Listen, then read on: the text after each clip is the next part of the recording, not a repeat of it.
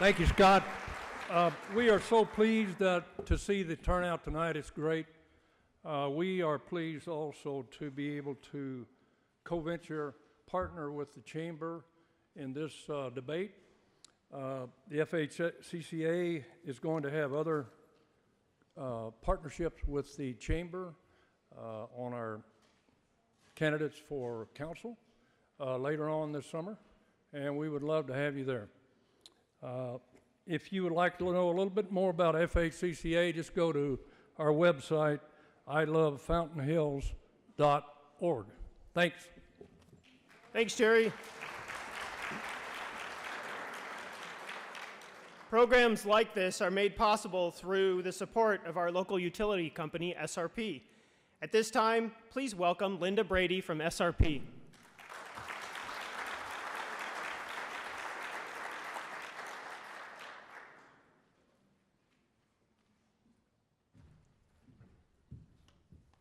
Good evening and welcome to the 2018 Fountain Hills Mayoral Candidate Debate. I'm pleased to be here on behalf of SRP, and I'd like to thank Scott and your team at the Fountain Hills Chamber for putting together today's event. And a big thank you to the candidates for agreeing to participate. For many of us, it's not that often that we get to be in a community venue like this and hear directly from candidates running for office.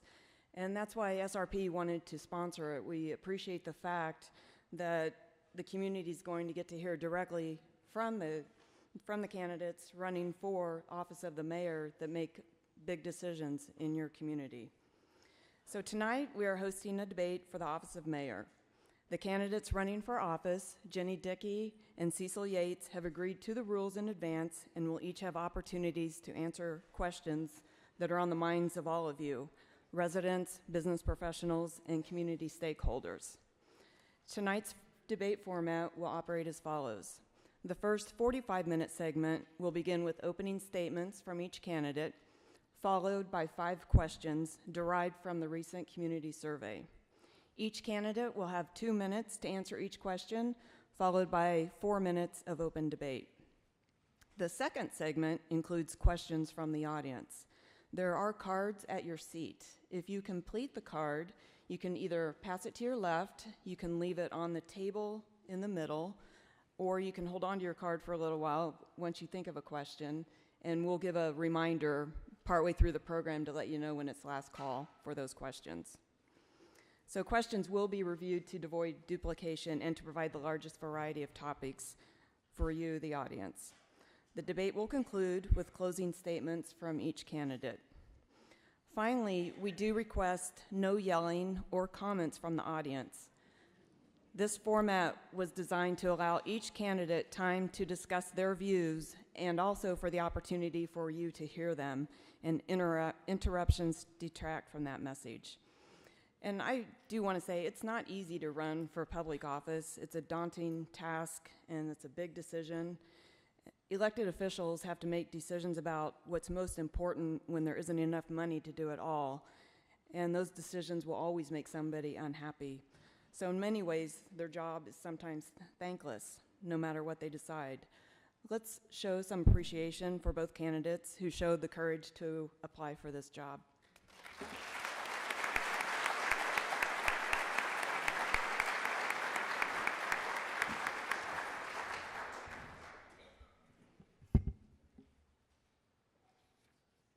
Thank you, Linda. And thanks again for the support from SRP. Finally, let's introduce our candidates for mayor. Seeking the office of mayor is, first up, Cecil Yates.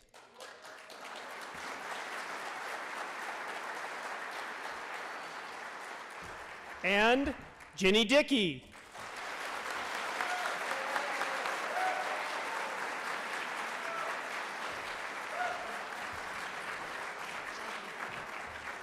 And at this time, I will turn it over to our moderator, Linda Brady. Thank you.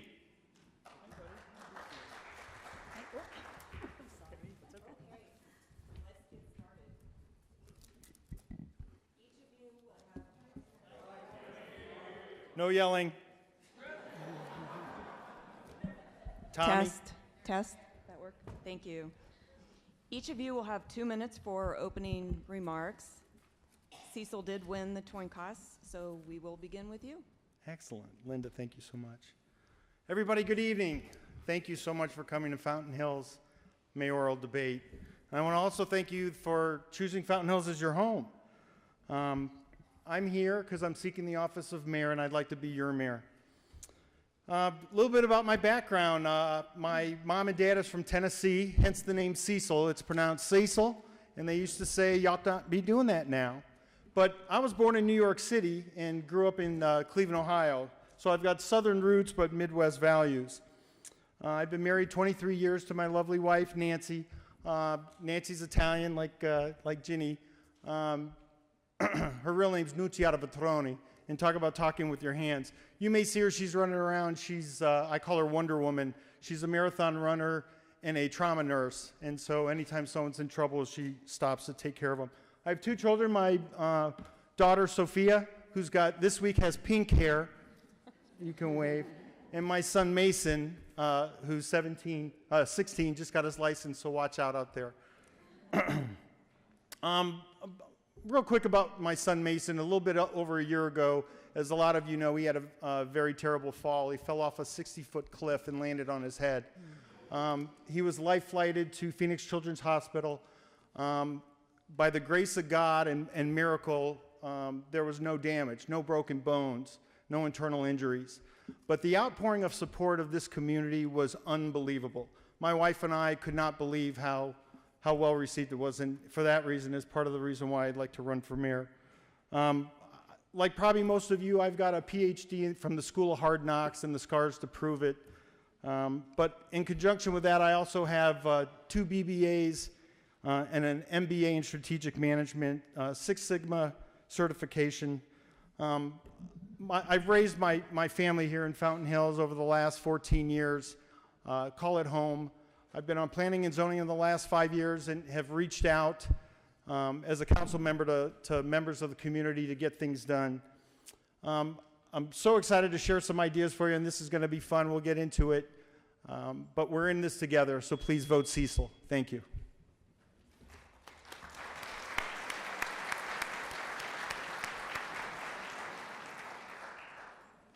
Ready? Thank you. My name is Ginny Dickey. Wanted to thank you all, of course, for coming and for SRP and the Chamber and FHCCA for sponsoring this event. I have lived in Fountain Hills for 35 years. I have 3 sons who are grown now. They all came through the school district, K-12. One got his PhD at Wharton and is a professor at Rutgers.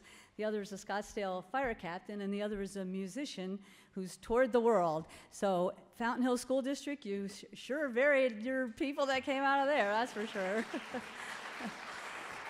Did you know that, according to a national survey, Americans find small towns to be highly desirable?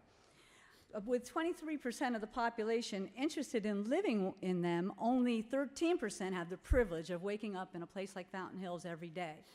Now, it struck me back in 1984 while attending the first Fountain Hills planning session how clearly the participants wanted to move in a direction that was resident-centric, strongly committed to the people who chose Fountain Hills to live here and to preserve our unique community. Over 30 years later, I firmly believe that the majority of citizens still agree with those stated goals articulated over and over through the years in the strategic plan, the Vision Fountain Hills, and through all the surveys and other town halls. They value our natural environment and views, schools, safe neighborhoods, outdoor life, and outdoor charm, and small town charm. My expectation of good leadership expects honoring those shared values, plus encouraging public participation, demonstrating fiscal maturity, and welcoming complete transparency. Opinions will vary about how much or how little government should do for the community. The framework was put in place for the formation of municipalities with access to safety and infrastructure, education, businesses, and amenities to reflect our pursuit of happiness for ideally most citizens.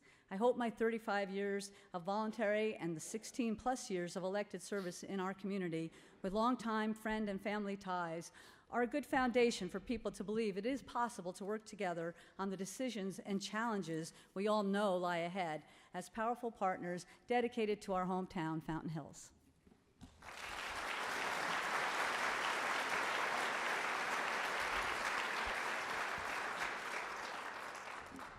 Thank you both. we will now begin segment number 1 with questions for the candidates, and Jenny, you will be going first on this one.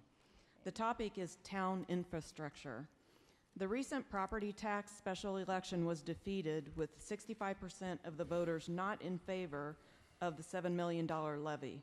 What steps will you take as mayor to ensure the town can adequately fund road maintenance, town assets, and public safety while also living within our $33 million budget? Is that all? Well, undoubtedly, the roads in Fountain Hills need the most attention. In our strategic plan, we pledged, it's as a quote, to maintain and improve our infrastructure, to ensure a high-quality living experience, enhance economic opportunities, and protect our property values and our community investments. Implementing the street reconstruction and repairs, as we just realized through the latest assessment, to protect this $200 million asset has been and will continue to be a challenge. Funds for roads are diverted by the state for many years. Development impact fees have been diminished, frozen, and even eliminated in some cases. Our urban trails, some medians, and sidewalks are positive amenities for sure, but they're overgrown, marred, and cracked with litter and also with weeds. Our Civic Center complex here is in need of paint and more. A capital improvement plan is meant to address maintenance. Ideally, when you construct anything, if it's buildings or roads or sidewalks, you should escrow a percentage for maintenance and safety, including planning for sufficient personnel to patrol, repair, clean, or landscape. Parks, especially Fountain Park, can quickly lose their appeal for lack of attention. The turf, signage, benches, and kiosks require monitoring. More urgently, a failing pump, a 50-year-old electric equipment, or a premature breach in the lake liner could abruptly put a stop to our signature feature and thwart the sanitary district's ability to manage recycled water. Communication and information infrastructures is also, such as Wi-Fi, ultra high-speed fiber optics, could be part of an economic development strategy. We need to partner with others. We've been sharing facilities, practicing joint planning as prescribed in our strategic plan. The sanitary district, as a matter of fact, and Fort McDowell are embarking on that as we prepare to update our own general plan. But as we've seen, maintenance, infrastructure, let alone enhancing it and expansion, is reaching a tipping point.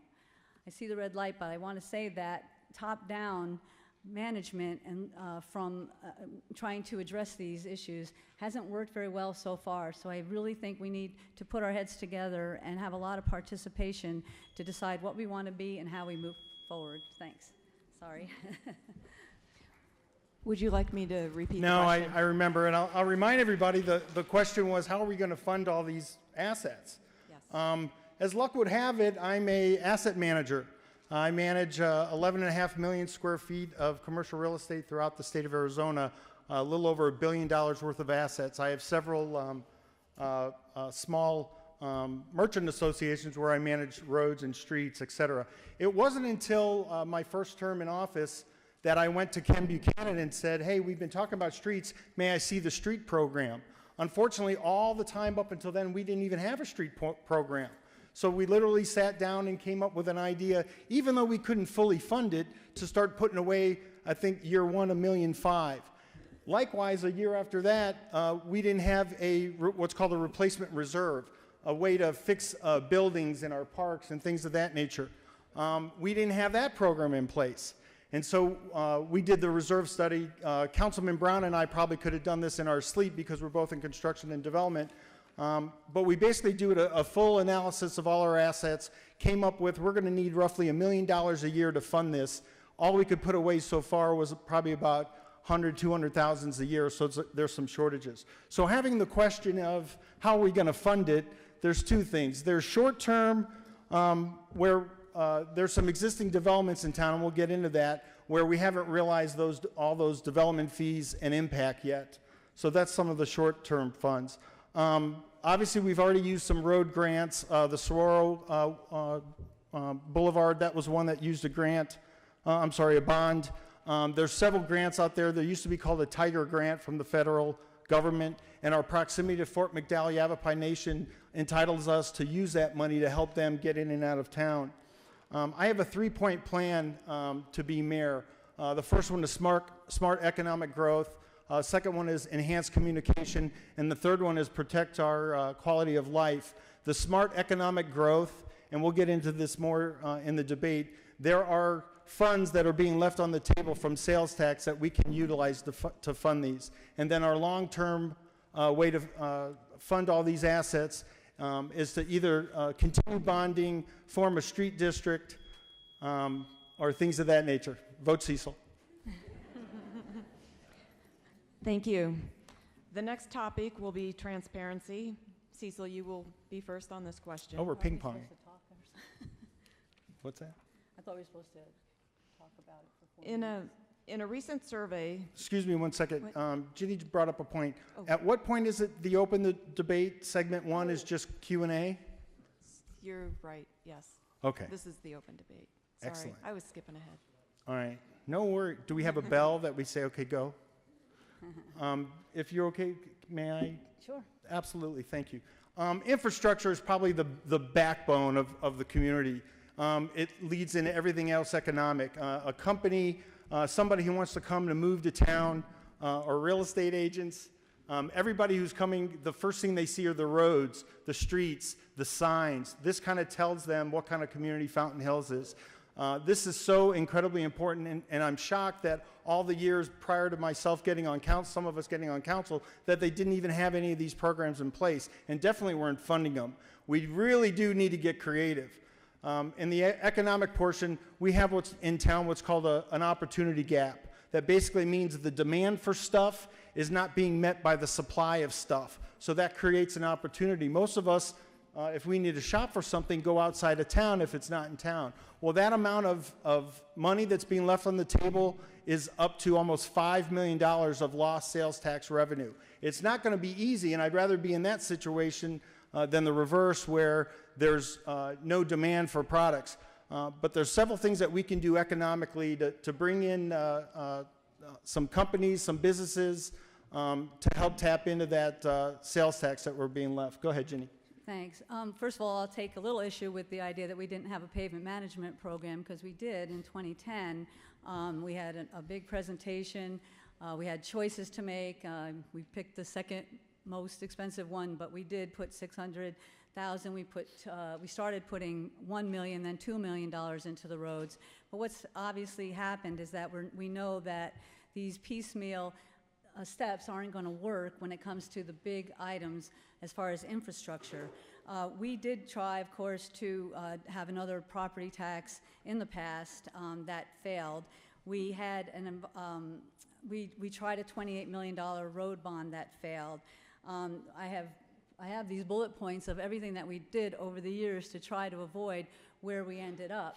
But in the meantime, this is where we are. And when we talk about economic development as something that's going to really help this, keep in mind we need almost $40 million worth of sales to raise $1 million. So even if you are skeptical of the road study that said $4 million would help us prevent us from getting into a tipping point situation, even $3 million, we're not going to double or 75% our entire economic activity in Fountain Hills in a very short time. We talk about people moving in. That's going to be very awesome as a community, but to think that having extra population is going to address these big issues, it just can't happen. It won't happen right away.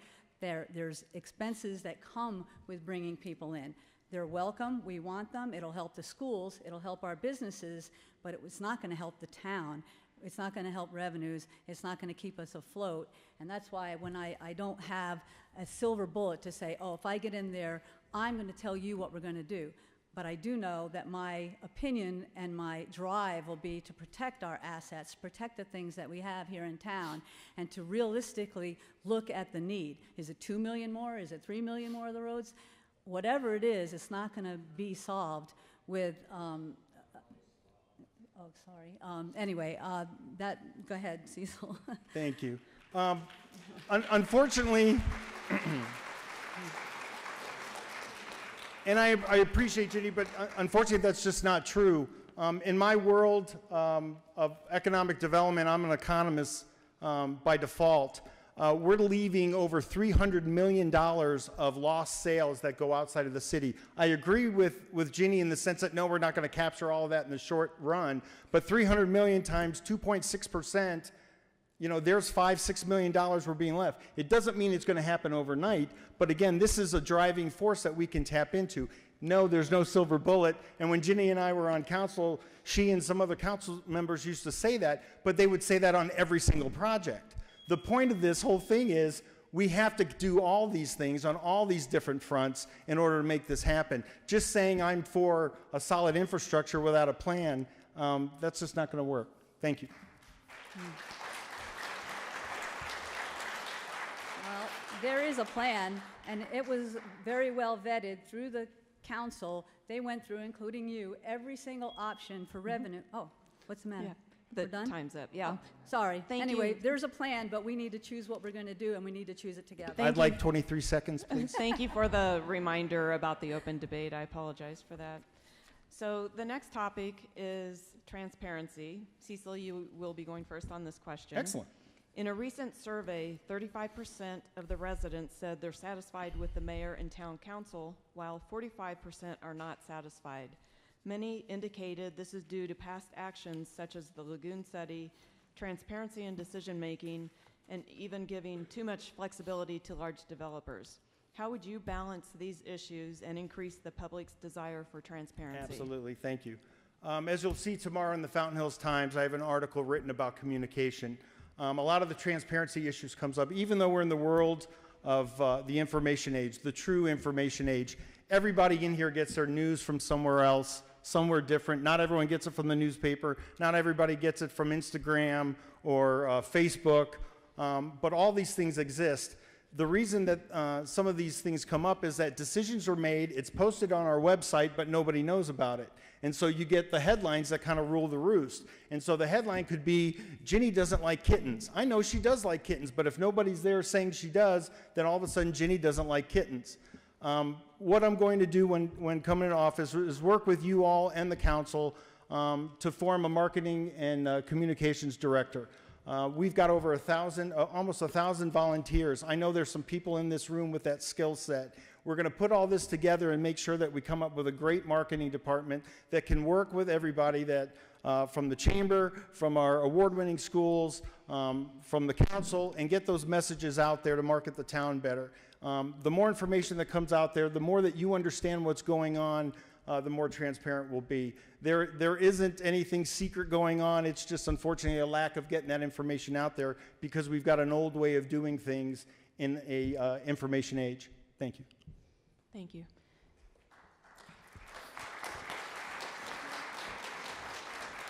Ginny, would you like me to repeat the question? No, I think we're talking about trust and transparency. Yes. How do you earn trust?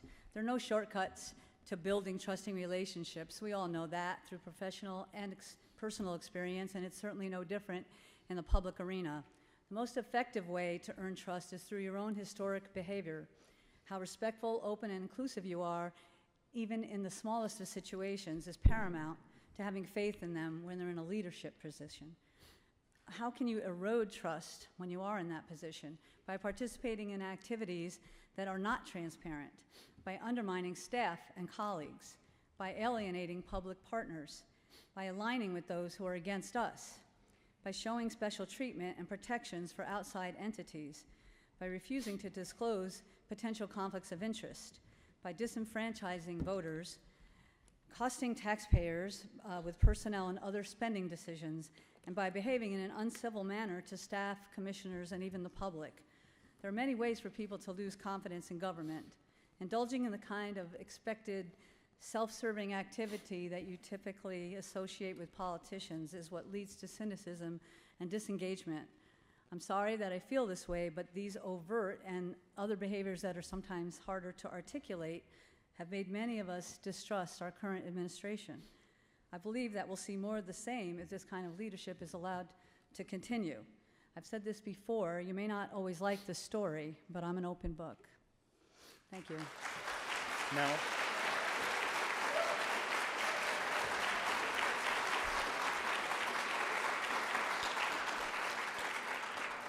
and now 4 minutes.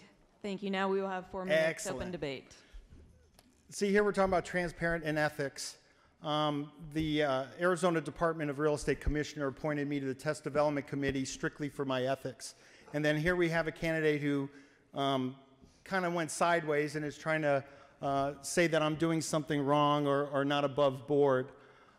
She has somebody who supports her who started a website, CecilYatesIsADevil.com. That's really not what it's called, but I'm sure all of you got that out there. And she's trying to tell you that she has the ethics and the transparency and the civility to run this. If you look at my record, all I do is become friends with everybody I do business with.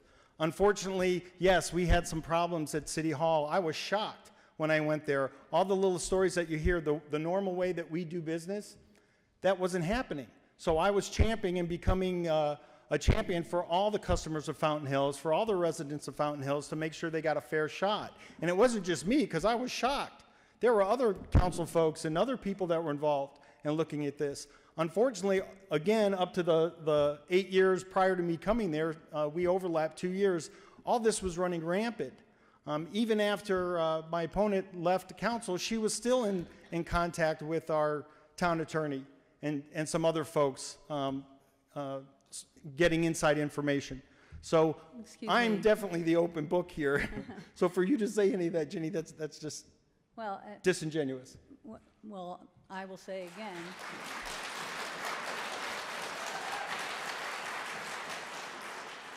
I have nothing to do. I'm totally independent from any other efforts that may be happening. Ginny, you just to sit get next that to out him there. at the council meetings. Well, I've been friends with him for 35 years, you know. But anyway. Exactly. Well, we have a personal relationship. Exactly. We have a personal relationship. But, you know, we all know about the lagoon. We all know that the way that came about was absolutely totally different than the way the Centennial Committee did, which is something that I started, where we had co-chair was Mark Mayer, we had staff, we had a resolution that the council voted on to go forward with that effort. The lagoon project was something that was done with 3 members of council on a committee that was supposed to gauge our interest in this project. Nobody knew about it. It was not in the agenda. The agenda right up to the second that came out, there wasn't anybody, including 4 council people, who hadn't seen that. So that was certainly not above board. And then when it got sprung on us, then that's when they got the real input. I also obviously need to talk about Park Place. We all know that the company that you're an executive in has the leasing contract for Park Place, but you took part in a lot of decision-making when it came to that project, but 5 meetings even after that happened. And then to go and fire our town attorney, who is the only person on the dais who's there for one reason, to represent all of us, gets fired 2 weeks before this firm becomes the leasing agent. Again, this is open discussion. Is that correct? And I'll be respectful, but that's not what happened at all. Our town attorney was putting the kibosh on this. Our town attorney, we looked at his record over the last few years, and every year his costs were increasing. That's He absolutely was not dividing. true. That's absolutely You true. have, from the retreat, you have the chart. It's not true at all. It went up and Ginny, down. we presented this have at it with council me. that it was 20% increase. And as far, I know many of you are real estate agents with MCO. There's MCO Realty and MCO Development. MCO Development did Adero Canyon. MCO Realty, or you guys are real estate agents. I'm in a different building, a different organization that's in charge of management, construction, and development. I had to leave the room when they talked about the theater. She 'cause was we your sister, volunteered- Ginny. We volunteered. Ginny, Yes. come So- on. So my sister volunteers for that, and I got up and left the room. That's the point. Thank you. We'll move on to the next question. The next topic is commercial vacancy. And Ginny, you will be up first. The public has frequently commented on how the town should fill the commercial vacancies before approving new buildings. They believe this would also increase the town's revenue. How do you respond to concerns about the town's high percentage of vacant commercial properties? Thank you. I was asked this question from somebody. They said, could our town ever convince landlords with unused retail space to lower their rents to bring in shops? Could we offer them a lower sales tax or some such thing to make up for that loss of rents? It is arguable that municipalities should assist with filling commercial space. There are some strategies to address it. Some are likely to be met with resistance, like vacant property, registration ordinances, or surcharges. But others are more of an incentive variety, like this neighbor was suggesting, or redevelopment of older buildings, but these things are likely out of reach for Fountain Hills. Our challenge runs deeper. Our numbers do not support some of the retail that we may like to see, and of course, online shopping is permanently changing the landscape. We also must consider public versus private rights and responsibilities. Some of those higher rents are by design for investments, or maybe they're waiting for a better offer. Overemphasis on trying to lure businesses here without ample population and encouraging development that cannot be supported have added to the problem. We have upwards of a 30% vacancy rate. 17 of 20 spaces at Park Place are listed as available. Now, we did change the zoning on Avenue of the Fountains and the entertainment district, allowing for residential mixed use, but even so, it's apparent that if we can't keep a Dunkin' Donuts here, that something really isn't working. Paying $50,000 a year on a contract, putting forth only retail strategies, to me is a waste. We should be spending our scarce resources on attracting residents through economic development, strong infrastructure, a welcoming hometown, our excellent schools, and pristine parks, telling our story that we have, with new amenities like our dark skies and EVID, and embracing our unique place in the valley. Moody said there's a tech exodus of younger professionals from pricey cities like San Francisco to places like Boise. And along with that, there's a movement of senior citizens to Idaho, interestingly enough. Now, on the surface, we can require aesthetic changes, ask the Greening Committee maybe to improve lots, use a carrot or a stick, rezone. One community even fills empty windows with pictures and images of potential businesses. However, I think this conversation is more about economic development. Thank you.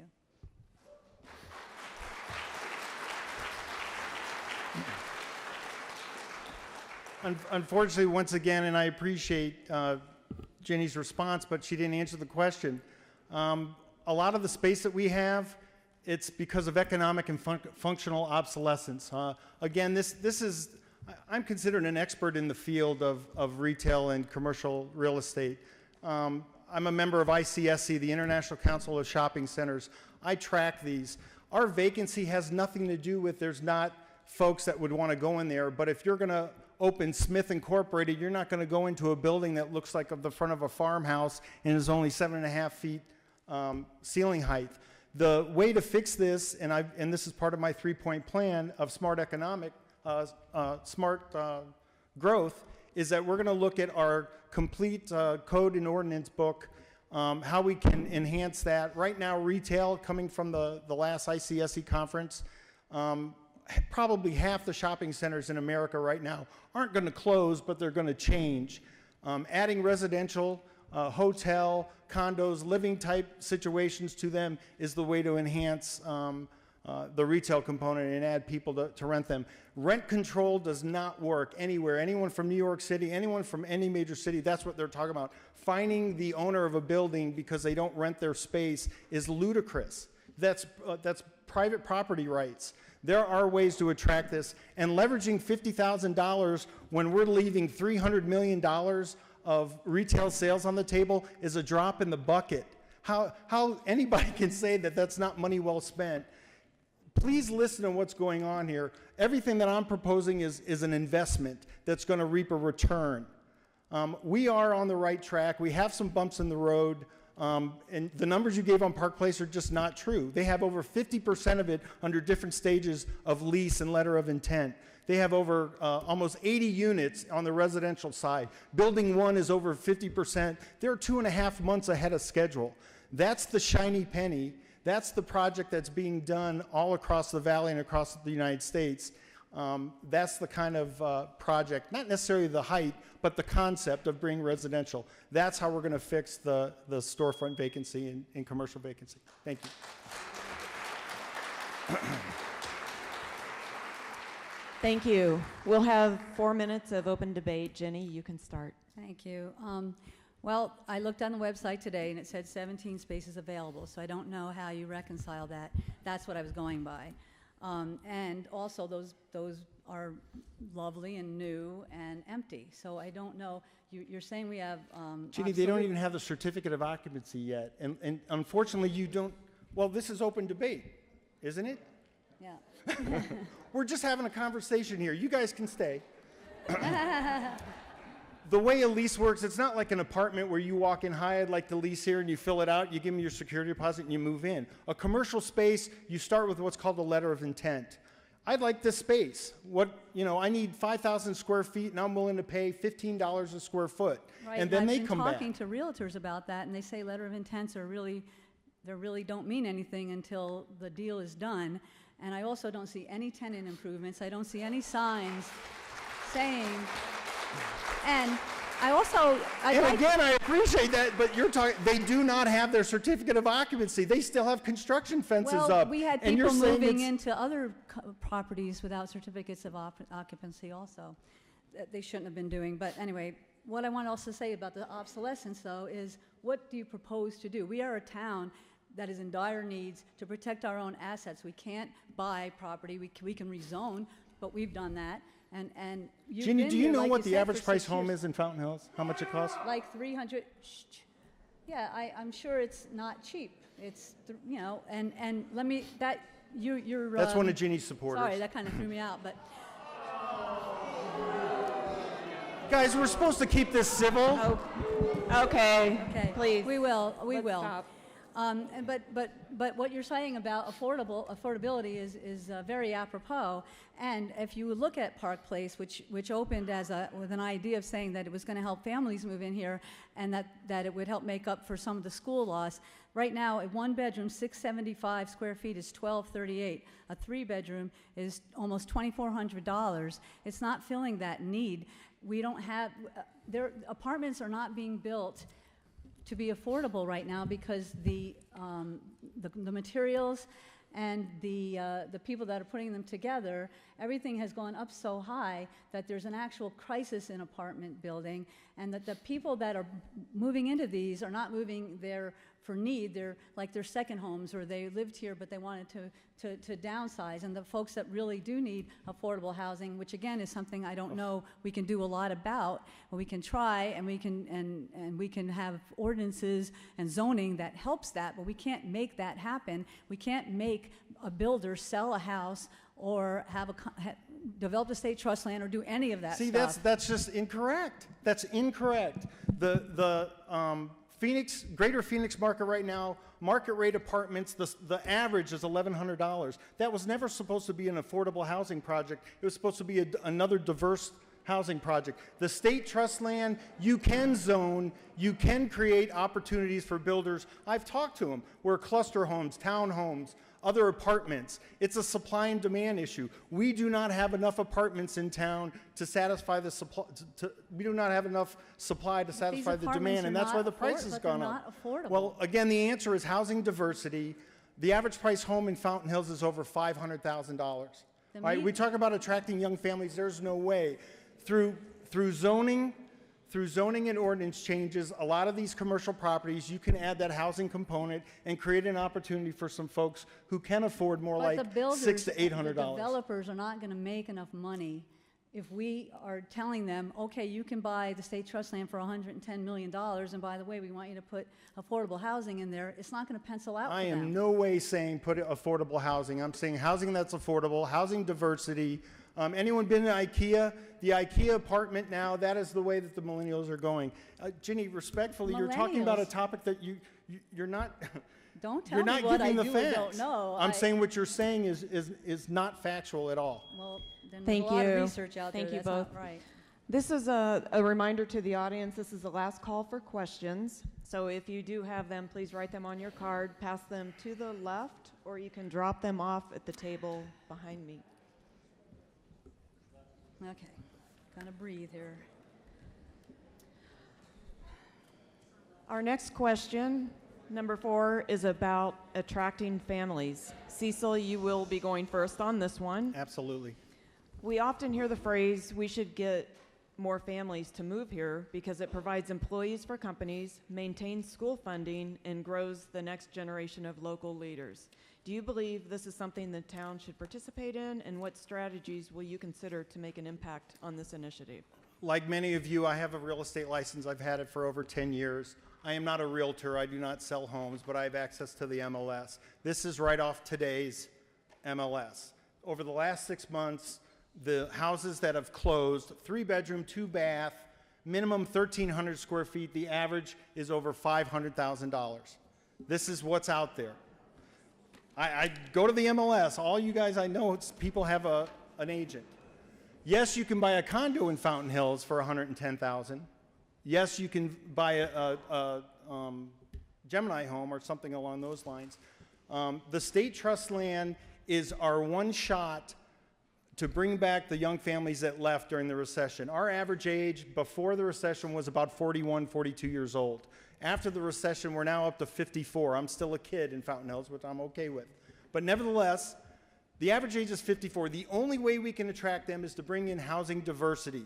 We have an incredible school, and this gets part of the communication aspect of my 3-point plan, but no one knows about it. We have over 1,000, actually there's 4,000 kids in our market of the school, and our school doesn't even have 2,000 of them. We could easily market the school and attract some of the young families, but only if we have some place where they can live. Park Place is not supposed to be affordable housing. Affordable housing is a subsidized product. That's not what we need. We need housing diversity. Cluster homes, townhomes, apartment-style homes, and condos. There are ways everyone heard of CC&Rs or HOAs, that within those documents you can make it where it's got to be owner-occupied. You can't rent it for more than or less than 3 months out of the year, that you can attract the families. You put in more parks, more pocket parks, jungle gyms, things of that nature that are more conducive to families, and that's how you get them to come. We'll get more into the economic development thing, but attracting the young families, I know how to do it. I've got projects all over the state. I see this happening everywhere. We can do this in Fountain Hill, and the timing is perfect because of technology. You do not have to be on the corner of Main and Main anymore. Vote Cecil.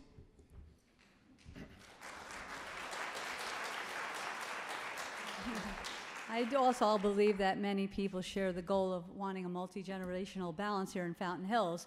The most effective way, by far, to attract families is through education, offering excellent options from everything from pre-K and higher ed, homeschoolers, charters, vocational, private, and specialty schools, and partnering to help them achieve and get the word out.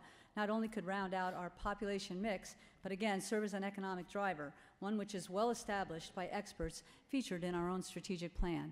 After all, the Fountain Hills Unified School District is our #1 employer. Interestingly enough, Fountain View Village is our #2 employer. That's a pretty neat illustration of an age-diverse community, and it's also something that we don't want to overlook as an advantage. If you notice, several of our Leadership Academy projects featured models that span all ages. One demonstrated exceptional senior care. Sons and daughters may avail themselves to these resources, coming here to help their folks out. Another is called Teen Survival Academy, which could be for the kids' survival or the parents. I'm not sure what that one is. And suggests that the town celebrate Student of the Month. More factors that may entice families include, as you said, available housing, safe neighborhoods, walkable communities, small town atmosphere, good activities and events, proximity to larger city amenities and jobs, access to health care, vibrant restaurants, entertainment district, Phil, and modern infrastructure, including Wi-Fi, good quality cell service, and high-speed internet. We can meet some of these very well, and others are challenging, as you know. One of the 3 Vision Fountain Hills focus groups was tasked with working on just this, attracting families and working professionals. I recently read that the U.S. births hit a 30-year low, and that almost half of American families can't afford basics like rent. I mention this so that we're aware of changing demographics and forces that are out of our control. Much like the diminishing retail market, more home businesses are springing up and trade jobs. It's important to know where to put our energy and our scant resources if this is a goal that we wish as a town to pursue. Thank you.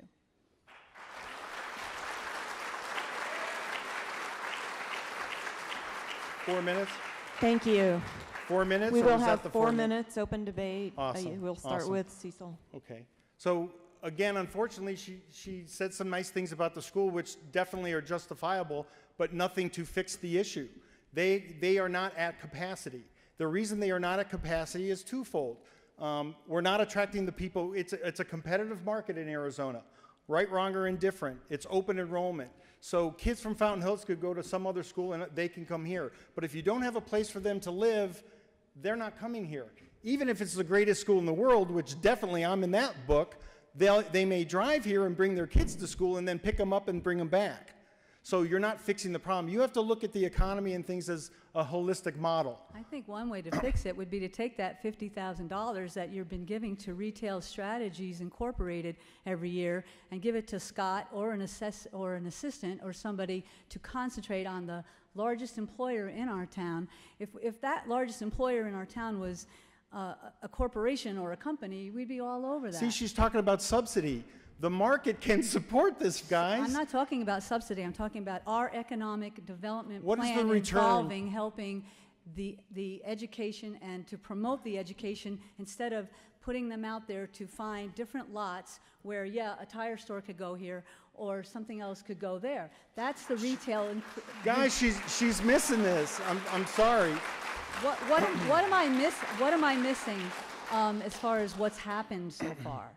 Like just go back 4 or 5 years and tell me how we've fixed this with trying to attract retail. When you have missing demand, that we're missing that, there's your carrot that's being dangled. So now how do we get the folks in here? Ginny is right, online sales is going up.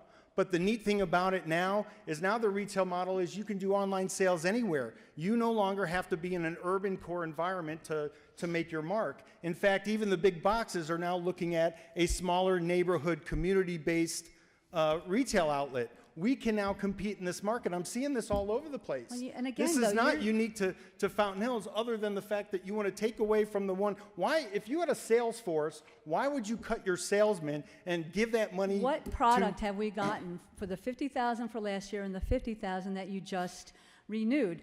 I would say you're saying I don't do anything. We have a watchmaker over at. Of course we do. That's education. That's easy. No, but that was a company that was brought from Scott. Scott brought that company here. And I helped facilitate some of the other stuff that's happened with EVIT with no credit or salary. So please, I'm just trying to say that we're ignoring the fact that these things don't survive without enough population, and we don't have the population for several reasons, but I think that having a small town the way we do, and we keep trying to be something that we're not. People want to live in small towns. We have a lot of things going for us, but I still don't understand this retail focus. Oh, I'm not focusing on retail. I'm saying you have to look at the economy as a whole. You're saying forget retail, forget housing, forget development, and give money to the school. I want the retail to survive, and no, it's not giving the money to the school at all. It's basically doing what we're doing for all these other companies and anybody that's in the chamber or anybody else. We want to help them succeed. We don't give them money. Here's the real numbers. Part of our economic development plan. Pat Sweeney and I and Bill Meyer before him, if we at least were open to the idea, if we market and help market the town and the schools and just reach capacity. But it hasn't happened. Exactly, it hasn't happened. You were on council for 8 years and none of this happened. Well, I was working very closely with the school, and in fact, here's the numbers, other than the talk. 1,000 students, new students, there's no new buildings, that's capacity. We get $5,000 on average per student, that's $5 million. And we had that's an what's empty going school on. That I tried to help them facilitate and was shut down on council when you were on it by saying they don't want our help, they're not asking for our help when they were. And again, I was told we're not. I'm saying let's help. Let's help them through marketing and advertising to attract the people that are already in our market. Absolutely. And I want to add one other thing. I had a meeting with parents and kids to ask them what they would like. And so I have a whole list of things that I think would help get families here too. Thank you. This will be the last question in our first segment. And Jenny, you will answer this one first. The topic is economic development. These are all our. In the survey for tonight's debate, 93% of respondents want to see our economy grow and thrive. What opportunities do you see for creating both a growing and thriving economy? Well, from a policy perspective, economic development can be defined as efforts that seek to improve the economic well-being, of course, and the quality of life of a community, but that includes roads and parks and housing, educational programs, job creation, and retention. It's no secret that I believe the key is increasing our full-time population and doing that through robust support of all levels of education. What is here and what we can bring in. Most of us know what an economic engine education is. EVIT is a gem, area students joining ours for vocational and technology instruction. We do have the watchmaker, we have a bike shop, we have cross-training opportunities for industries and apprenticeships. Their business accelerator fits in perfectly with another avenue we could pursue, attracting online professionals who work mostly from home, say web hosting or in cybersecurity, in finance, but they may be able to use office space on occasion. Again, with ultra high-speed internet and Wi-Fi available, who wouldn't want to relocate to Fountain Hills and work at your desk with a view? The school district is exploring new things, medical learning programs like the Desert Lab we had in the past and the Mayo Clinic shadowing of years gone by. Other ideas include expanded internships, higher education options, and a school of college readiness. Also, we talked about the state trust land, green industries, tourism, replacing retail spaces with entertainment venues, and an outdoor athletic training area, somebody was saying, that would draw in those Spartan-type fans looking for year-round obstacle courses and steep hills, which is a good segue to something else I heard, that our efforts were described here as running a marathon uphill in the mud. Yes, we have 500 licensed businesses, but I feel like we're stuck in a model that isn't right. And not only the strategic strategies, their retail strategies, but now a membership and international council for shopping centers and retail recruitment. I'd like to help reset the direction. We have what small businesses want. Beautiful, safe community for parents, their kids, an educated workforce, outdoor activities, dark skies. We are a unique hometown in the valley. Thank you. Under the building. Good job.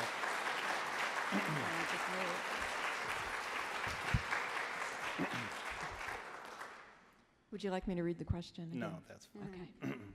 Okay. Where I agree with Jeannie is that our schools are incredible, and absolutely it's worth every ounce of investment, time, and energy to keep it good. But an economy is, as I mentioned before, it's a holistic model. You cannot do any one thing, and I agree, you can't just look at retail. You can't just look at economic development as building new buildings. You have to look at all these things. But I do have that background. I am an award-winning businessman. Ranking Arizona just listed me, thank you. Ranking Arizona just listed me as #1 in my field for doing this. So I'm not just coming from a place of, hey, I have an idea, I think it will work. I'm telling you I've seen this and I do this across the state. All right, so it starts with you have to have housing that's affordable. When the average price home in town is $500,000, even if you throw in all the condos, Gemini homes, et cetera, it only brings it down to $450,000 average price home. It's not affordable. So the schools, we can promote the schools within our market, but if the parents don't have a place to live, we shot ourselves in the foot. Dave Rasick, thank you. Dave Rasick down the street at Brokers Alliance is doing an incredible job. His starting pay on some of his jobs are $50,000 plus, and he is having a tough time getting new people to go because they say we can't afford the housing. So although I appreciate the emphasis on schools, you're missing the whole boat. Manufacturing, high-tech jobs, right now the greatest thing happening in Arizona is what's happening in California. The manufacturing and high-tech industry is flooding my market. All my industrial and warehouse buildings are filling up, and it's not crazy stuff. It's metal lathes and stamping and things like that. The average age welder today in America is 65 years old, and there's nobody coming up. We couldn't put out enough guys to fill those, and they're good paying jobs. But again, we can do those industries in town with some zoning and ordinance changes, but if they don't have a place to live, it will not work. I know how to do this. I will do this. This can work in Fountain Hills. I've seen it in other communities. Vote Cecil.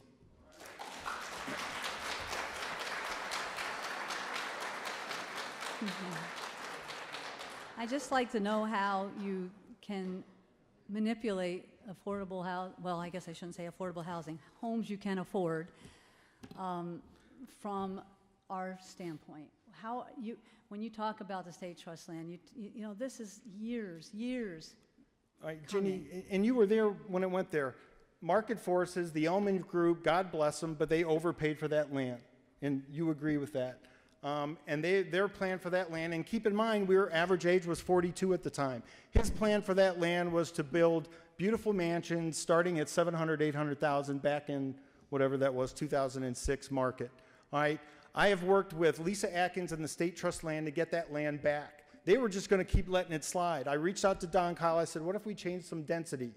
Everyone in housing knows that the market has changed. The demand for the 7-bedroom home with 4-car garage, God bless you folks if you can do it, but that's not the demand anymore. And I would like to ask you a little bit about you going down the State Land Department, because from what I understand, you went down there with some other people, but I'd like to know if the council knew that you were pushing for them or asking them to make the property be sold all in one parcel and not split off. And if you did that, what was your reasoning, and did the council approve that? I don't know what you're asking, but everyone on the I council... understand that. So are everybody you on saying the council knew, myself, Dennis Brown, who's a builder. I can't tell you, as you know, what goes on in executive session. Did you have an open conversation about having that property be sold in one parcel? That's what I'm just asking. What was the authority to go and say that that's what we wanted there? Are you asking, was it an agendized item? I don't understand what you're asking. Yeah, because the public didn't have an opportunity to weigh in on that. I don't know really what they want. If what you're saying on large tracts of land, sometimes developers, and this is not what happened here, but sometimes developers will segment off the good parcels trying to get more money for that, and then the less desirable ones they'll either keep or land bank or something like that. But as far as the best way to develop this land, if that's what you're asking, absolutely the best way to develop this land is to sell it as one big parcel so that your cost per acre or cost per square foot is low enough that we can do exactly what we're saying Except and what build happened affordable before homes. was that it became totally unaffordable. It was a $95 million piece of property that was sold for $110 million, and it took 10 years for that to fail. So even that was if 2006 market values. 2006 is when I was on the council that annexed that property. That's allowing us to even have this conversation right now. We had the property. It took a year to get the development agreement, and then it took another 9 years to find out it wasn't going to work. So I guess what I'm saying is that looking at the state trust land as any sort of a panacea or anything except for a very good opportunity to help our schools and to help our businesses, but if we think it's going to help any kind of a bottom line or offer affordable housing that you can afford, I Ginny, don't see that. You were quoted in 2009 in the Arizona Republic that you didn't even want that land developed. Well, you know what? I was on a committee in 2004 that we got that land preserved. And that was a great thing to do, and the town had 5 years to decide if they were going to try to buy it, and then they could do what they wanted with it. But well, yes, I did want it preserved, as did many people in this town at the time. Once that expired, I was all in, and the first thing we did was get that little piece out, which is not an easy accomplishment when we had a bunch of people who didn't want to do it, for the middle school. Very proud of that, so I guess I am responsible for partially developing the state trust land. Congratulations. Unfortunately, the middle school doesn't pay any taxes, but that's okay. I just don't. The reality is it's a great piece of property. I'm sure we both can agree it does need to be developed. You need somebody who can work with some folks, reach across aisles, and make sure it's developed in such a way that matches Fountain Hills and fills our need. And also, the things that you're saying, though, Ginny, I'm sorry. That's okay. The state requires, though, because it's trust land, that it goes for the best, highest price. Yes. So that's another thing that's I'm very familiar with the auction process and how we're going to get that to market. Absolutely. Okay. Thank you. The buzzer. Thank you to our candidates. We will now begin with questions submitted by the audience. After I read a question, each of you will have 90 seconds to answer and then 2 minutes of open debate. Cecil, you will be first. The question is, what is the one most important thing that differentiates you from your opponent? Knowledge? Oh, come on, that was funny. Here's what we agree on. Ginny loves the town. I love the town. For us to have moved to Fountain Hills, my wife's old Italian family in Cleveland, I thought there's no way that would ever happen. But Fountain Hills captured her as well. When we came over that hill the first time we came and saw that panoramic view, I fell in love with the town. Where I specifically differentiate is quite frankly experience. There's no doubt Ginny loves the town just as much, if not more, for me. But we are at a point now where love alone and feeling and wanting to help isn't enough. We need real leadership who knows all these facets, who can look at all these different things, get people in a room and make a decision. I'm not the smartest guy in the room, not at all. I'm not insinuating that. But I'm very good at getting smart people around me and coming up with a plan. Our strategic plan, after they passed it, just like our vision plan, sat on a shelf and it collected dust. Yeah. It wasn't until I got in office with some of our other folks, new folks in office, that reached out to Jeremy Hall and said, what do we need to do to get the trailhead open? And Jeremy just shook his head. I said, what if we gave you some density or rezoning? And his jaw dropped. He said, Cecil, in the 20 years I've been in Fountain Hills, no one has ever said that. I'm like, well, we're not talking about much, are we? He's like, no. So here's land that they bought that sat there, we couldn't use until we sat down with the right people and came up with an idea, and now the trailhead's going to open later this summer. Right. We had no access to that property, well, never mind. I have to say what are the differences, right? So the biggest difference is that I view Fountain Hills through the lens of a resident that wants the best in a well-rounded way. I have 35 years of volunteering from everything from PTA, starting from there, to school board for 8 years. I worked, of course, at the theater in every aspect of that. I was their accountant and their tax person. I did the soda. I was in plays, all kinds of things like that. Kiwanis Club, ran the club there. The house took care of the cabinet there. I swear that to try to diminish the things that I've done here as my feelings, to act like that's not 16 years of elected, knowledgeable experience and 8.5 years on a town council that did darn well through a 2008 recession, and we did do the roads, and we did manage to get us this far. We did try several times to get us out of what we now see ourselves in. But the biggest difference is I live here, I love it. Until my dad passed away, we had 4 generations of people living here, and you're darn right I love it, and I want a well-rounded community, a beautiful community. I don't want 4-story buildings blocking my views. I want that.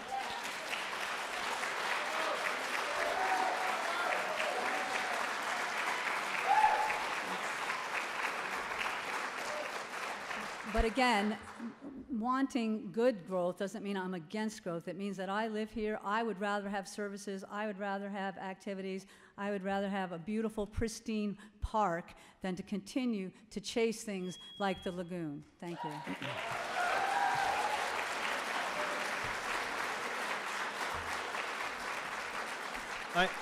I am upset of the Phoenicians or the folks from Arizona who are lifers here that you kept this a secret this long.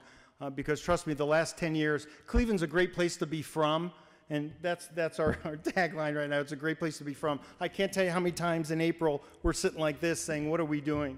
But we have lived here now. I bought our first home in 2004, and we were out. Thank goodness America West had those $60 and $70 flights. We were out here sometimes twice a month. Now my children live in town. My daughter just finished her sophomore year of college. She lives here in town. As far as promoting your civic duty, as soon as I moved here, I jumped on. I was the president of my library foundation back in Ohio. I jumped on board. I jumped on planning and zoning. I was our HOA treasurer of Sunridge Canyon, and all the folks who live in Sunridge Canyon. I restructured that budget to save us money so we weren't spending more money. I brought the management in town. I sit on the domestic violence committee, helping write laws for battered women. I ran the commercial real estate department for Chicanos por la Causa for 5 years, helping daycare centers, same thing, domestic violence, behavioral health. So to somehow say I'm this evil businessman. I'm not saying that at all. You've got a website that says it. What do you mean you do? It's not my, well, are we going to go into that? But basically the idea, That's not my website. Come on, Ginny. I'm not saying that you're evil, but I am saying... Ginny, yes, you are. At all.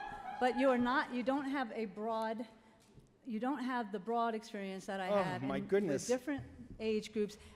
The things that you got involved with, primarily planning and zoning and HOAs and things like that, are pretty much surrounded by Ginny, commercial... the library, the Chamber of Commerce, Well, the Chamber of Commerce, domestic okay, violence. I understand that, I helped my wife start a I group called was the- People Helping I People. We originated- literally just collect stuff and give food and clothing I to the understand those homeless. things, but- So to say I'm not well-rounded, who are you to say that to me? I'm saying that you haven't volunteered in this community the way I have, and that Wow. the way that you go, the way that you address things seems to be from the developer's eye, not from the resident's eye.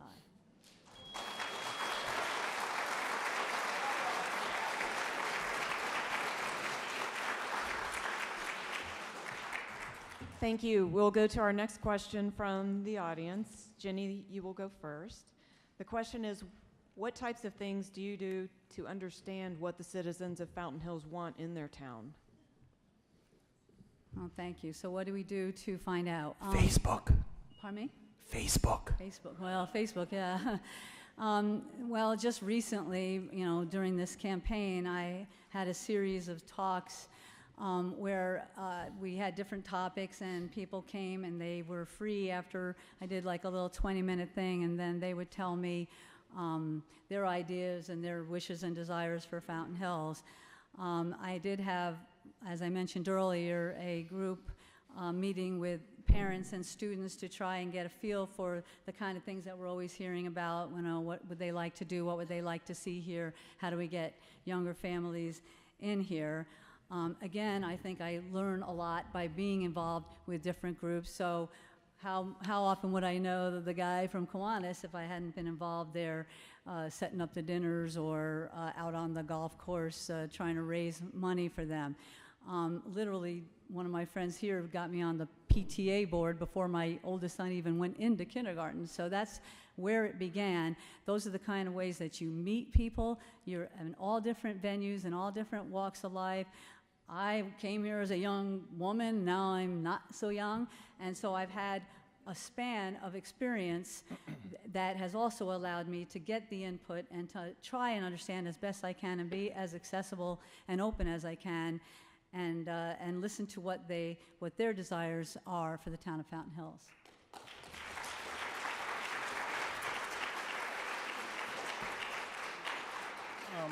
Likewise, I'm a face-to-face. Let's get in a social setting and let's talk.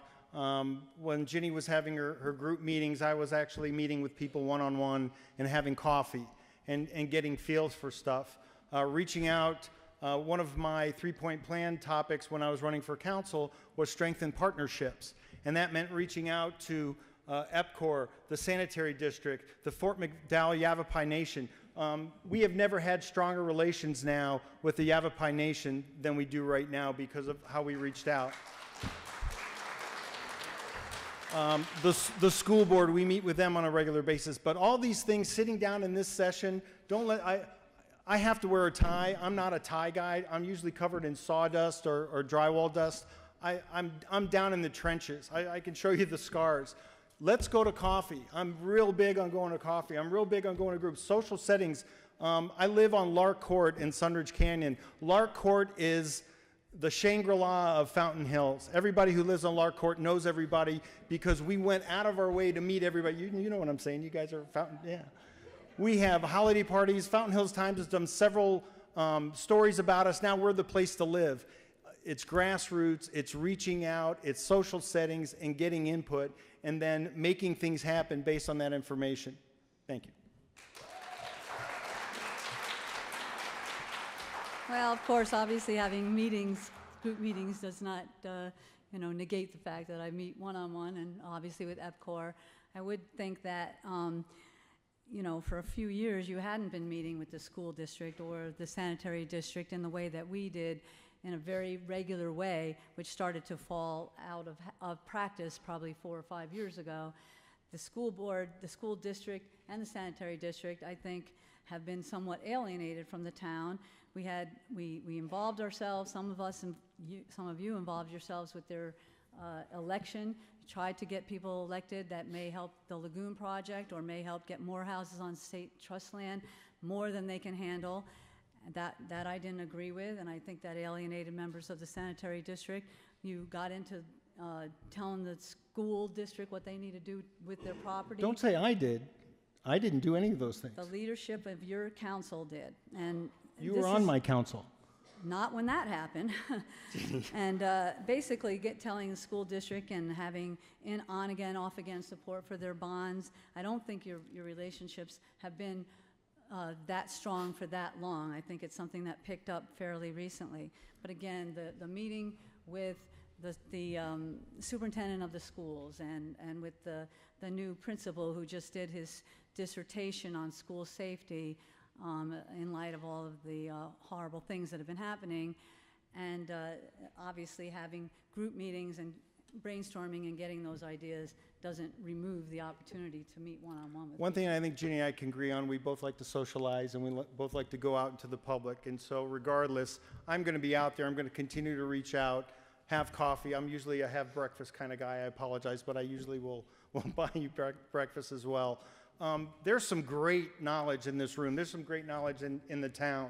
Tapping into that is exactly what I'm talking about. Our volunteers are underutilized. 1,000 volunteers, and they're great. But boy, imagine how much more effective will be when we can actually do some of the core services. Remember, small towns used to have volunteer firemen. Thank you.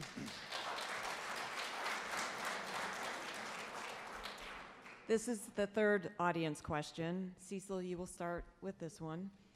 Recognizing the impending revenue shortfall, do you foresee services being cut? If so, which ones? Excellent question.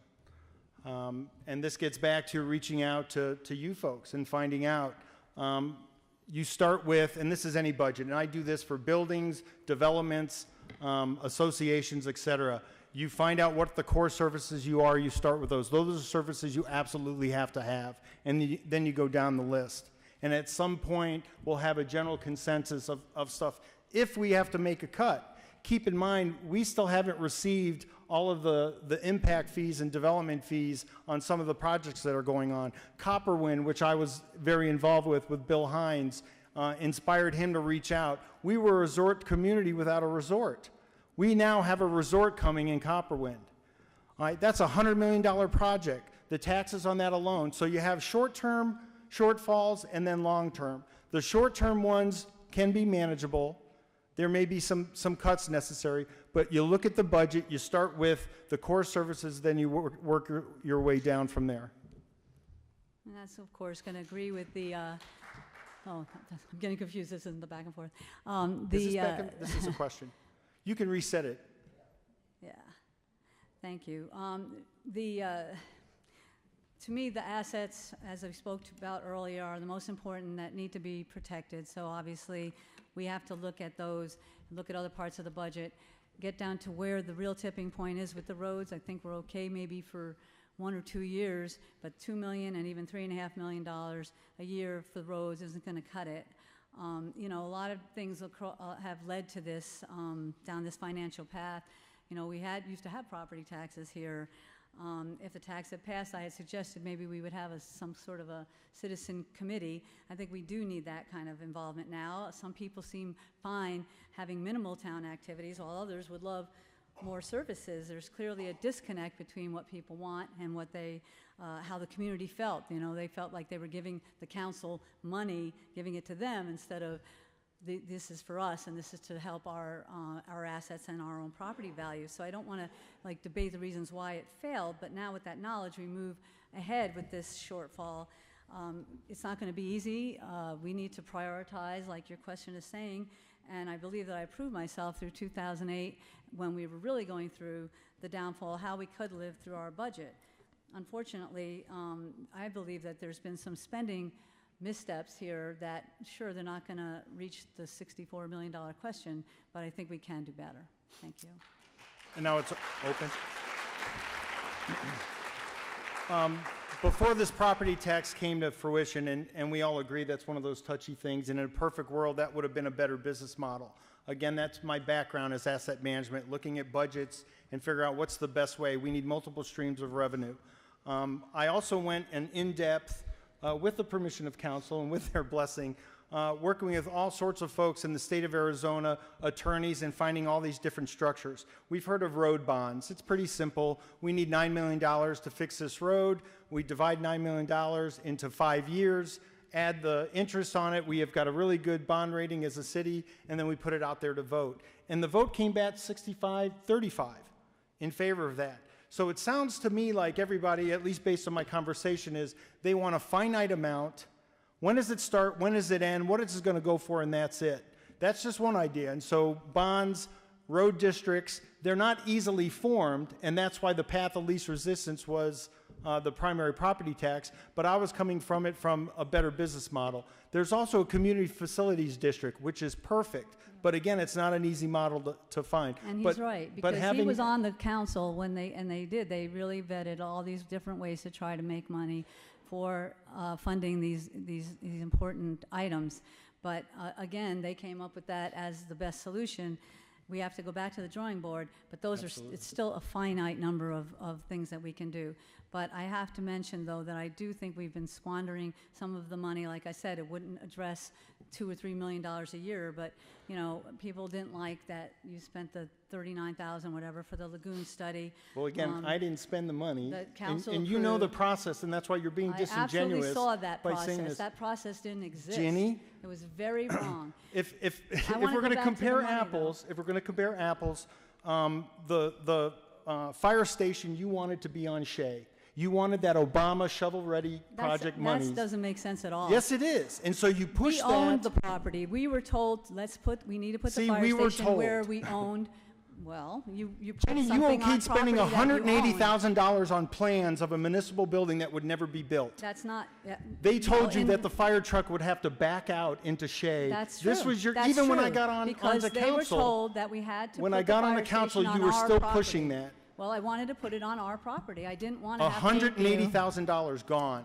We'll move to the next question. I have some thing to add to that. So this is question 4 coming from the audience. Jenny, you will start. What do you believe is the town's role in developing the state trust land? Well, I guess we've kind of been Is there through another? that. If you agree, Yeah. or if you want to answer it, you can, and we'll go into it. Jenny, it's your call. I feel like we've answered that and talked about it. Do but you it's guys up want to an you. answer to that again? Isn't that funny? Right side of the room, left side of the room. No, I'm kidding. It's your call. If you want to answer it, I'll answer it. Well, okay. Next. The role that we have is that we've annexed the property, like I said, in 2006, 1,300 acres, very expensive, and it would have had a couple parks, it had room for a resort, and some other commercial aspects to it. So we have a very big role in zoning it. So yes, we have a role there. I don't know that we have a role beyond after somebody wants to buy it. Sure, we can be say the things that we would like to do, but again, it's a bottom line. We saw what happened when it didn't work out. The process is very, very long. The auction is very long. The list of the qualifications, it just takes years. So yes, we have a role for sure. I'd love to see it happen, but again, it's not a panacea.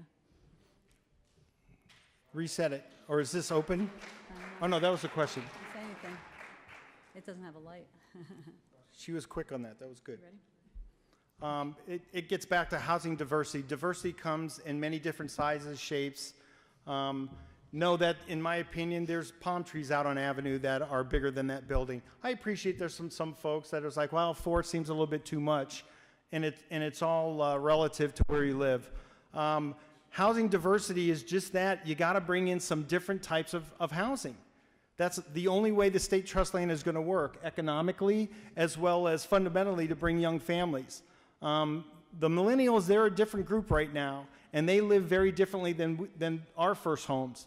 My parents my dad's pushing 90, God bless him, he's still alive. But he was the old, you work 30 years for a company, you pay off your house, and you retire in your same house, a 4-bedroom, 2,400 square foot home. That's not the model anymore. But what's neat is the market will tell us what it is, and there's a process when you do these development deals. During the time when you write up the CC&Rs and the entitlements on the land, there are ways that we can steer what the owner can put there and how that's going to work. That's going to be conducive to what we as a community want and need. Thanks.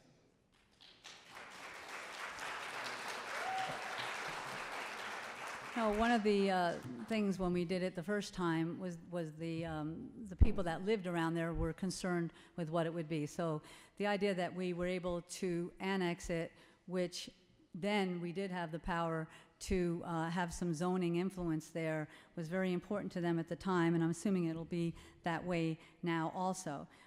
But again, somebody has to purchase it and then and make it work out. That's what happened with Park Place. He told the council, hey, if you don't give us the 4 stories, no one's going to develop that property for 40 years. It needs to be this, it needs to have ABC, or it won't work. So he has his own set of criteria. Well, anybody building a house is going to too, and even though you don't agree with obviously the source, what I read was that these apartments we see going up in cities all over the country and here now, as reflected in the price, is that they are not suitable for people who can't afford to live there. So you talk about how you want to create this situation, but with the cost of building materials, with the cost of the the labor and all that, it's not happening. Ginny and everyone, it's simple math.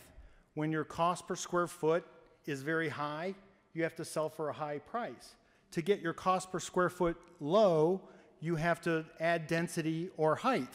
You can do one or the other. You don't have to go high and dense, but these are some of the options. We don't have to do any of these things, which is the beauty of this, but unfortunately, when our average age in town is 54 and we see a $6-7 million shortfall for the next 10 years, we do need to do something. So now it's how can we manage this situation moving forward, taking all these things into consideration. And I respect you, Ginny, I do. But doing nothing or saying, well, let's just keep it hometown and let's not change anything, whatever comes, that's fine, that's not the answer. Well, I lived here this for is one of those 35 situations where doing nothing will kill us. First of all, doing nothing is not what I said at all. But extra population will do nothing to help the $7 million, the $6 million, whatever you want to say. It helps schools, it helps businesses. It will not help that. That's why we have impact fees. When we get new people moving in, they pay impact fees because they impact those of us who live here, who have to pay to maintain, put the extra parks in, do the roads. Anyway, it'll be a wash.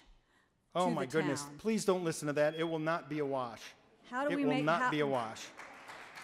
Adding 6,000 people will not be a wash. The buying power of 6,000 people. If 24,000 people generate $30 million, $10 million of tax revenue, extrapolate that out. We still have some. Please don't listen to that. That's incorrect. We have 25,000. Okay, we have another question. Let's see. Cecil, I think it's your turn. The recent property tax initiative had a platform that the tax would save our town. Do you think Fountain Hills needs saving? Yes. How will you do that? It's I don't want to say it's simple math, but it's how much does it cost to run a town? How much are we bringing in? And what's that shortfall? Right now, we're not too bad, and that's why we're not feeling it. But as Ginny indicated, probably 2 years, 3 years, there's a huge chunk of roads that are going to be borderline dangerous because they weren't maintained in the 2000s.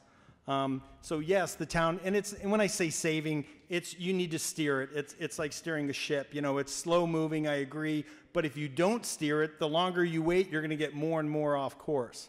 And that's kind of the direction we're going. The residents of Fountain Hills have proven time and time again, if it's the right project, it makes sense, they'll back it. Frank Ferrara said, who used to be the president of the chamber, he has never seen a project that was presented in front of council that there wasn't some group of people against it. The Target Center, there's a bunch of people against it. Sunridge, Canton, Fire Rock, you can go down the list. So this is not unusual for us to have this kind of conversation. I can say the numbers of Park Place are doing very well. I can say there's other projects like that across the state that are doing very well. I can say that there's companies moving to Arizona that are starting manufacturing and that can relocate to a town like Fountain Hills and hire 20, 30 people and that are doing very well. This is not an unusual or unique problem. It is fixable, but I'm telling you, her answer to fix it will fail. My answer will fix it. You know, to be saved, obviously, you know, I've always had a problem with this as someone who's lived here a long time when we get a lot of, you know, how bad the town is and how bad we need X, Y, Z. I like having a town that sustains itself, that serves the people that live here, where we can get the goods and services that we want, where we can, you know, yeah, it's all touchy-feely, but you go to the schools, you go to the soccer games, we get along with each other, and we are sustainable. Right now, we not only have a problem with roads, and I would say we're not okay. I didn't bring it with me, but I usually carry a big chunk of one with me to show, and say it has lots of little friends around town, which it does. But we also have a big problem with staffing. We are not enforcing our codes. Every weekend, there are just signs proliferating everywhere and on boxes and put on stop signs and all kinds of places that are illegal. We have litter, we have overgrown medians. We do not have enough staff. That's why sometimes all of this discussion boils down to what should we do, what should we do? Well, who's we? Because the staff is very diminished, and they're doing 2 or 3 jobs. So we have a lot of ideals of things that we want to do, but we have a $500,000 shortfall just in the operating. So I think that was a big part of with the tax. Everybody was like, well, what's with the $6 million? Even without that, keep everything the same. We have a $500,000 shortfall. Is it public safety contracts? Should we look at them again? Sure, I definitely think we should. Maybe our priorities have changed. Maybe we can make some progress there. There's a lot of things we can look at, but there goes the buzzer, so thanks.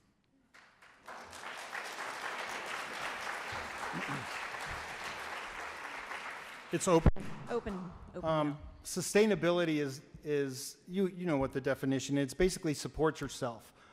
For the first 25 years of Fountain Hills, because of the growth, we were basically borrowing from future money to pay for things. We're now at that crossroads. We are not sustainable. You'll at least agree with that. So to say that we're a sustainable community, that's false. So we have 2 ways to go. And I'm touchy-feely. I love the town. I inspire my children. My son is now finally to the point, because he's a computer guy, looks out the window and says, "This is a great place to live, Dad. Can I drive to Safeway?" But in order to keep this going, you have to have new revenue stream, period. All right? We can do it in the most cost-effective, meaningful, adaptable, that fits in our brand way. I know how to do this. And I'm going to reach out, and it's not just me, it's what we'll do as a council. I mean, depending how this pans out, I'd still want Ginny to be involved and to work with this stuff so that we can collectively reach out and find everybody what kind of housing, do this the right way. But be careful, all right? Some of the ideas she has is forming new committees, new government, new regulation, and that costs money. Right, I'm going to disagree with you. First of all, I never said that the town was sustainable now. I said it was then. And yes, your supporters, some of them have said that my desire to use the expertise, the CEOs and the COOs and all the people that live in Fountain Hills, to use their expertise to try to help us. If they feel like they're part of a team, maybe they would. I don't call that big government. You just want to throw around words to try to put me in some sort of a partisan corner, and I don't buy it. What I'd like to say, though, is what's conservative about that lagoon study? What's conservative about firing an attorney that's cost us $160,000 just this year, and will go up $60,000? Is this still what is conservative about 30? What is conservative about wanting to give $30,000 a year for lease to Park Place? Was that the 4 minutes, or was that still the question? Or no? Yes, only 2, I think. 2 minutes. I'm saying, is it open discussion now, or are we done with that question? We're done with that question now. Everybody see me after. Okay. Okay, so our next question, it will start with Jenny. This is regarding the fountain and the electrical equipment that's almost 50 years old. To replace the fountain will cost approximately $800,000. And it says that it's not an issue of when that it will fail, but when it will fail. Linda, who do you work for? Sorry. Anyway. I told you to bring your checkbook. That's not our fountain. Where will the money be found to fix the pending failure? We can no longer kick this problem down the road. Well, thank you. I agree. We can't. The lake liner itself may be a couple years away, but as I mentioned earlier, if we have a failure of the electric system there, the pump, which is another big item, and the liner, then not only are we saying we don't have the fountain running, but again, it'll completely thwart what the sanitary district needs to do to process the recycled wastewater. Where do we get the money? You know what? Where do we get the money? You're exactly right. Like I just said, we have a shortfall every year. We just made the college try for the $7 million. Too big of an ask, in my opinion, but still, when you listened to the conversation and saw how they arrived at it, it made sense, but obviously it didn't work. Right now, everything has to be on the table, and we need input. We need to know. I know there are people here who don't care if we have a fountain and don't care if we have this building, and then there's those who want every single service that we can do. We have to find something in the middle and what they will tolerate, because as I said right at the beginning, when we talked about what our priorities were, is protecting our assets. So it's the roads, it's the sidewalks, it's the buildings, it's the fountain and the parks. So we have to find a way to get there. You can look through and see all the different departments, $2 million this one, $3 million in that one. Are we going to decimate? We have some big decisions to make. We had to do this one time with the school district where we, do you want your kid to be the one where you had to draw the line in the sand? I don't want anybody in this community to be in that position where we can't do any of these things. But this is a serious discussion, and as I said, that needs mature fiscal responsibility and not chasing shiny objects. It's time to get down to business and protect our assets.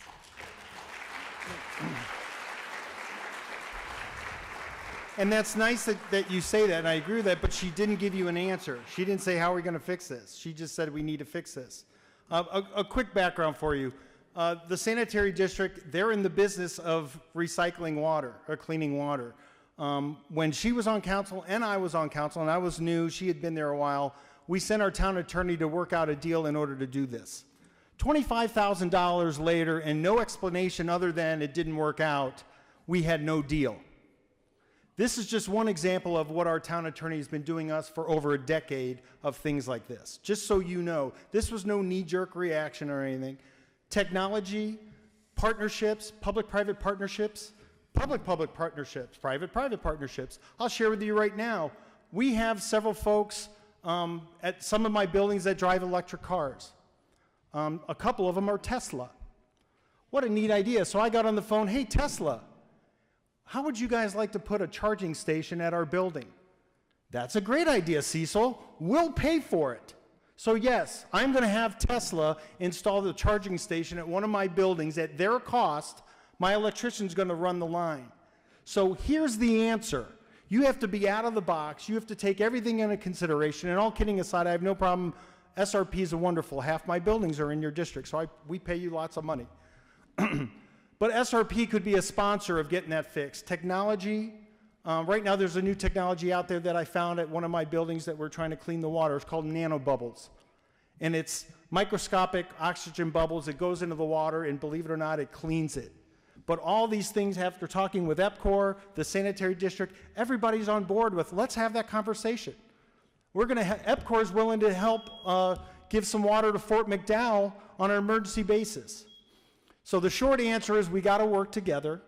We'll come up with solutions, but they got to be out of the box. You have to think three-dimensional, not two.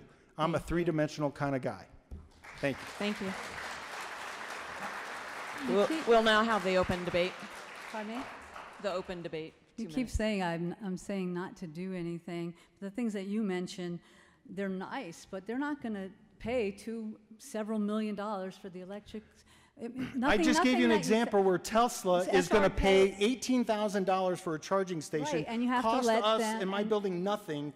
That's so one 18, example. That's awesome. SRP, we pay you $180 a year. Let's round up. Let's say $200,000 Are they a going year. to pay for the electric, and are they going to pay for the liner, and are they going to pay for these big ticket items? Ginny, that's one thing. You look at problems holistically. You can't just say, well, we don't have enough money. We're either going to have to tax you or turn it off. But you want to be called Hills? We're Fountain Hills. Spinning your wheels to talk to people, to get...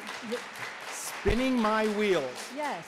If you can get SRP, we've talked about, naming rights for the fountain, all kinds of things. I mean, to say that we haven't talked out of the box doesn't make sense. But still, you can say... Here's spinning your wheels, sending our town attorney to the sanitary district and get no deal and send him $20,000. So you don't That's know spinning what our happened wheels. because that was all stuff that happened between attorneys, and we don't know who, what, where, or why about that, except that the sanitary district and the town council, that project did not go through. I don't know how that's my responsibility. I didn't blame you. I was giving an example of how we had an opportunity to fix part of the But problem, I also want to mention and that it didn't an work. attorney does what a council tells it to do in many ways. So when the things That's not true. The things that you laid out about that is not that was true. a very despicable night, and it was a very unnecessary thing. And that's what I was talking about when I said about uncivility, because that night, that our attorney has no contract, that all you had to do is say goodbye, even though it was 15 years. And the reason is because he tried to facilitate a meeting so that the financiers of Park Place would pay us $400,000. Not at all. That's not what happened at all. Yes. There was a series of things. It is unfortunate, and you know better than most It's because in the minutes. It's in the minutes. It's that's in the not minutes. what to put this. He even lied to you when he was on the dais. He was to put this in. Please stop. He told you he verbally abused one of our clients. Told the minute taker to stop taking minutes, and he lied to you on the dais. We have one last question.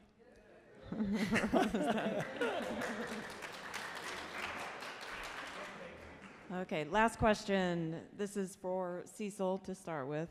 The high school lost hundreds of students when the apartments across from Safeway turned to condos. How can we be sure that the Park Place will stay as apartments to attract families? Ready, go. Go. Wait, what was that? Oh, okay. I don't see a direct correlation, but the way it was constructed, it is constructed to only be apartments. There's always that possibility, but right now you would be any owner of that, including the existing one in this market. It does not make sense. There are ratios, financial ratios out there. One is called price-rent ratio, which compares the cost of a home to the price of rental market. Right now, the rental market is on fire, meaning there is no reason why that would ever happen. But through the zoning codes and ordinance change, adding housing to some of our existing commercial buildings on the second floor, or converting office space to some sort of hybrid live-work unit, IKEA apartments, like I said, that's going to attract some of the people that could potentially live here. When you get that rent number below the average rent, which is right now $1,100 in Greater Phoenix, that's when you're going to attract the younger folks. It's a supply and demand. It's simple as that. All he did is put the product on the market. People came in, and based on that demand for that product, that's why the price went up. That's 100% market driven. We need more apartments. It doesn't have to be all like that. It could be diverse, like I'm talking about, with just some simple zoning changes. And this isn't unique. You know, the storefront with the apartments up above it, that's centuries old.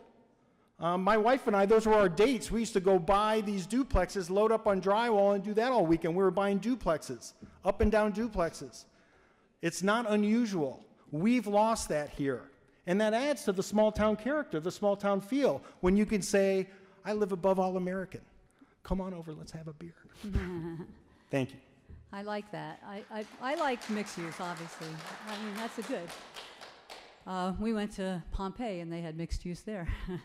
But I wanted to kind of, I don't know if I accept the premise that when it turned into condos, I don't know that for a fact, that when it turned to condos, 200. Oh, no, she was saying what's 150 kids left the school district when Four Peaks Vista turned to condos. I'm not sure about that. But the fact is then, to reverse that, then you're basically saying that you think Park Place should be a good place for students, that should have the opposite effect because it's an apartment, and that if turning to condos made them leave the school, then having apartments should make them come to the school. But I will still maintain that having 3 bedrooms for $2,400, $2,500, and then those smaller units, which really aren't conducive to families, I don't see that as a big driver for the school district. I think that initially it was put out that way, that it was going to save the school, that there'd be families coming in here because they'd lost 200 kids from Four Peaks turning into condos. But I don't kind of accept any of the premise of that. Anyway, I know that they can turn into condos.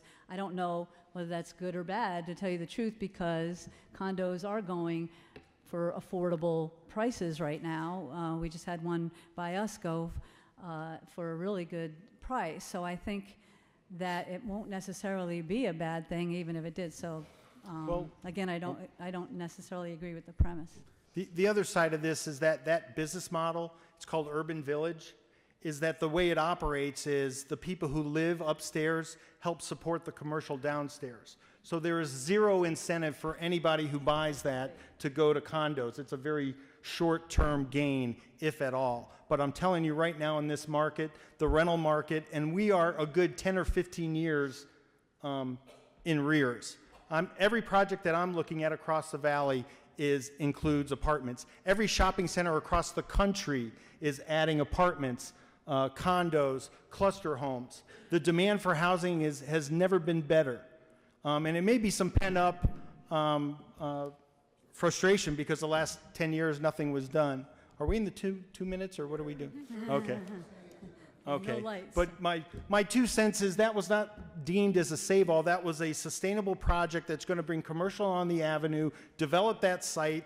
I don't know how many millions of dollars of impact fees that they've paid, but it's a ton. Unfortunately, you can't line item it, but the calculation is simple. It's whatever your cost of materials, and then there's a calculation to it. The off-sites that he did, the 200 guys and people working there every day are eating lunches, all that's affecting us. The $4,000 a month he spent at Ace Hardware during this process. That project mixed with phase 2, mixed with the hotel, there's some short-term gains that we can sustain ourselves until the state trust land comes into effect, as well as the storefront, as well as the code and ordinance. I just want to say that the meeting minutes of that, when you approved the project, June of 2016, they brought up the fact that 200 kids had left the schools because they turned into condos, and that's why we needed apartments. So it was presented that way, implied that these apartments would help the school district. Again, it's supply and demand. We need probably, I think the last time they did the study, we were short like 3,000 units. This is only 240 units. So anybody who's interested in building an apartment building, now's the time to build in Fountain Hills. You know any good real estate agents? I know there's a ton of you out there. Thank you. Thank you. It's now time for closing remarks. Each of you will have 2 minutes for those remarks, and we'll go the way we did the coin drop, so you'll go first. First off, thank you so much for coming out. What was the high today? They were comparing, for some reason, June 26th is deemed the hottest day of every year. I get along with Ginny. I call her Ginny D, and it's unfortunate when we go through this election cycle because I'm a huggy guy, and I like to be closer. And unfortunately, we have this unpleasantry because it's a campaign. Obviously, we're both very passionate. But I back up my passion with some actual numbers, some actual facts. We're at that crossroads. If we want to keep going the way and do nothing and hope tomorrow's going to be brighter, it's not going to happen. The sky's not falling. Don't worry. It will never fall. I mean, but it can get to that point where all of a sudden it's just a shade off. The state trust land, economic development, our schools, there's all these things, looking at the economy holistically as a community. I am not, it's my way or the highway. Ranking Arizona named me #1 because my department, my division, and that was all the clients, customers, and tenants who voted. That wasn't just some magazine who woke up one day. I know how to do this. I know we can work together. I know we can keep Fountain Hills the place we all want. It's funny because even though we disagree on how to get there, I'm sure the image we both have is almost exactly the same. Walking up and down the streets, going to the parks, eating ice cream, having a beer. The difference is I'm a kinetic kind of person. I'm not just going to sit on a board and vote. I'm going to get people engaged. I'm going to make stuff happen, and I have a track record to do it. I love Fountain Hills. I love you. We're in this together. Vote Cecil.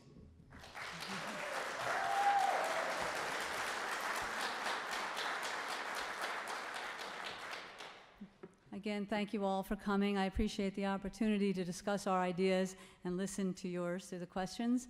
There is no one-size-fits-all answer or silver bullet or whatever metaphor we want to use that's appropriate. As we've seen, top-down decision-making on important and consequential issues doesn't work very well most of the time. But there is a clear path on how to tackle challenges: facing facts, generating confidence, encouraging public input, and promoting the community-driven goals as expressed through the strategic plan and Vision Fountain Hills. Being resident-centric, seeing our town through a resident's eye, does not contradict supporting growth. In fact, it complements it. Your topics tonight, empty buildings and multi-generational population infrastructure and economic development, imply a level of desire for the town to be engaged in those activities. All those ideas brought forth to explore questions and problems needing attention depend on resources and staff. We will have to discover together if these assumptions are so. I did enjoy my 4 Town Talk Tuesdays, and I hope I demonstrated accessibility and willingness to listen and learn I did, to appreciate the town that we have, the talent that we have here, and the genuine care for the community. There are many things we can accomplish, all of us, using the tools and help that are available and all around us, and having a sense of humor. Speaking of, a quote from Governing Magazine: "The actual work of politicians to reconcile perspectives and reach real agreement is both necessary and impossible." So I'll take that responsibility as an honor, impossible or not, and will do my best always. Please contact me anytime through my website, which is jennydickey4mayor.com, and I'm on Facebook. Email me, let me know your ideas. I'm happy to hear from you, and thank you for coming.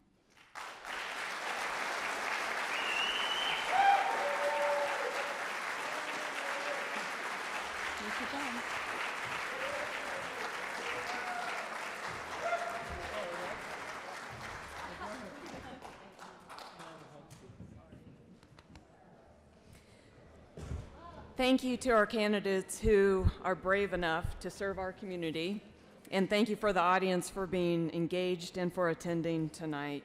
We hope that events such as this help you feel more informed so that when you vote, it's for the candidate who you think will take Fountain Hills in the direction that you want. Also, thank you to the Fountain Hills Chamber of Commerce. As a reminder, please vote in the primary election on Tuesday, August 28th. Your vote does count. Thank you. Have a good evening.